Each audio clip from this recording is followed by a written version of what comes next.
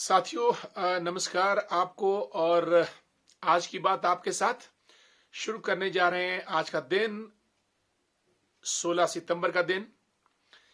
आज मैं आपसे कुछ चर्चा करूंगा हिमाचल प्रदेश सरकार के विकास यात्रा की।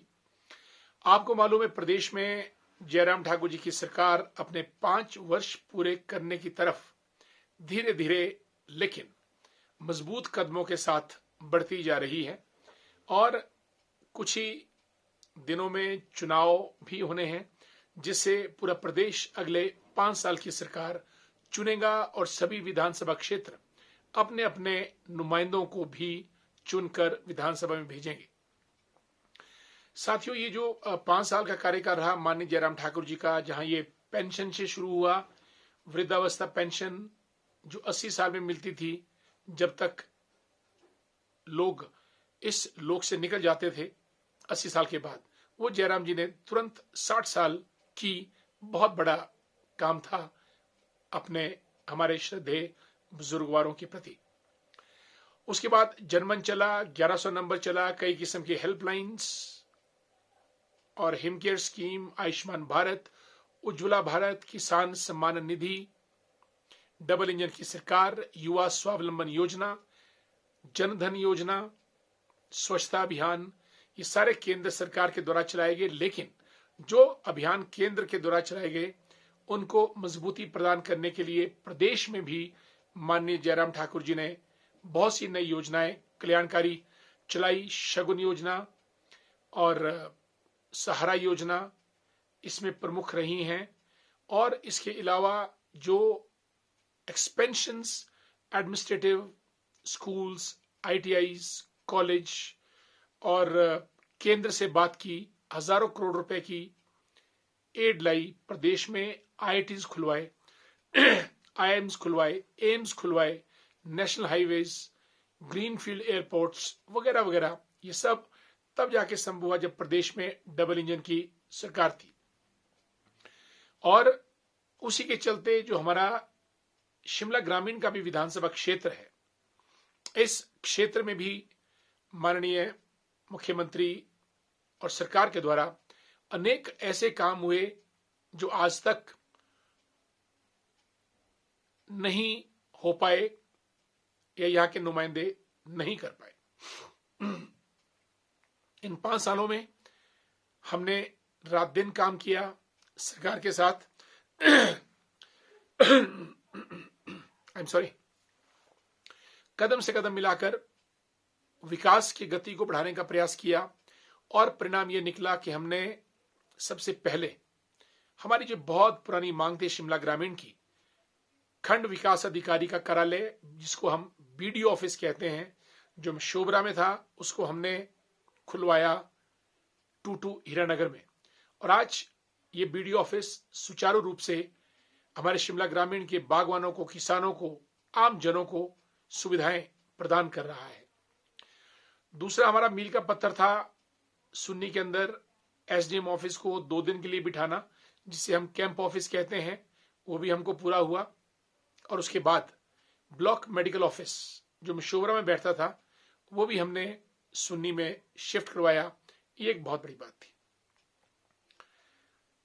इस कदम के आगे हमने सब्जी मंडी टूटू का निर्माण शुरू करवाया और आज सब्जी मंडी वहां पे बननी शुरू हुई है।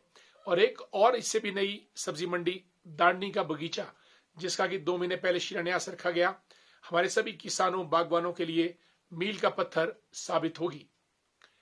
इसके बाद हमारी शिमला ग्रामीण क्षेत्र की अंत की पंचायत बाग, वहां पे हमने अटल आदर्श विद्यालय मुख्यमंत्री महोदय ने स्वीकृत किया। आज उसका एफसीए केस अप्रूवल के लिए गया है। छोटे मोटे ऑब्जेक्शंस दूर होते जा रहे हैं। वो दिन आएगा जब अटल आदर्श विद्यालय इस इलाके में खुलेगा। और हाल ही में मुख्यमंत्री का दौरा था कॉलेज जलोग, एक बहुत बड़ा हमारा सराज का इलाका है। मुख्यमंत्री जी ने कहा कि मैं दरिया के पार का सराजी और दरिया से वार शिमला ग्रामीण के सराजी, हम दोनों में तालमेल अच्छा बने। आपको कॉलेज दिया जाता है ताकि इस पिछड़े हुए क्षेत्र में शिक्षा का प्रचार प्रसार हो सके। और कॉलेज मिला और 6 दिनों के बाद जो कैबिनेट होगी उसमें कैबिनेट अप्रूवल मिलने के बाद जलोग क्षेत्र में एक नया कॉलेज खुलने जा रहा है। साथ ही साथ पिछले कल कैबिनेट ने अप्रूव किया कि सुन्नी में एसडीएम ऑफिस का नया कार्यालय खोला जाएगा।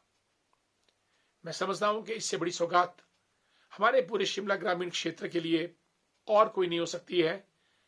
और इसके लिए हम माननीय मुख्यमंत्री महोदय के शत शत आभारी हैं कि उन्होंने हमारी इन मांगों को स्वीकार करते हुए इस क्षेत्र में इतने बड़े बड़े इंस्टीट्यूशन खोलकर भविष्य का प्रगति का पथ प्रशस्त किया। इसके लिए उनका कोटि कोटि धन्यवाद। इसी के साथ इन 5 वर्षों में पॉलिटेक्निकल कॉलेज बसंतपुर का फॉरेस्ट क्लियरेंस लगभग हो चुका है और शीघ्र इसका शिलान्यास भी होगा। बसंतपुर में सब्जी मंडी और कोटासनी में स्पोर्ट्स कॉम्प्लेक्स भी शुरू हुआ। शोगी के लिए बहुत बड़ी पानी की स्कीम सिंचाई की वो मुख्यमंत्री महोदय ने स्वीकृत की। और शीघ्र ही हम लोग घनाटी में उप तहसील और धामी के अंदर तहसील और जो धामी का कम्युनिटी हेल्थ सेंटर है उसको सिविल हॉस्पिटल के दर्जे पर लाने का प्रयास करेंगे। अभी कुछ दिन हमारे पास बचे हैं। हमारा सरकार से आग्रह रहेगा कि इन कामों को पूरा करें। साथियों, आज की बात में ये बातें मैंने आपसे की। हाल ही में हमारे हाटी समुदाय को भी जनजाति दर्जा प्राप्त हुआ है। ये भी एक इस पिछड़े वर्ग और क्षेत्र के लिए बहुत बड़ी उपलब्धि है। जयराम ठाकुर जी ने अनथक प्रयास करके जी तोड़ मेहनत करके चारों ओर प्रगति का एक जो वातावरण बनाया है, भविष्य में भी वो जारी रहेगा। इसमें महायज्ञ में आपकी आहुति डालना बहुत जरूरी है, तभी विकास पथ पर पूरा हिमाचल मोदी जी के नेतृत्व में और जयराम जी की रहनुमाई में आगे बढ़ेगा। इन शब्दों के साथ आज की बात आपके साथ यहीं समाप्त करता हूं। कल फिर मुलाकात करेंगे। तब तक के लिए जय हिंद, जय भारत, जय हिमाचल, जय शिमला ग्रामीण। धन्यवाद।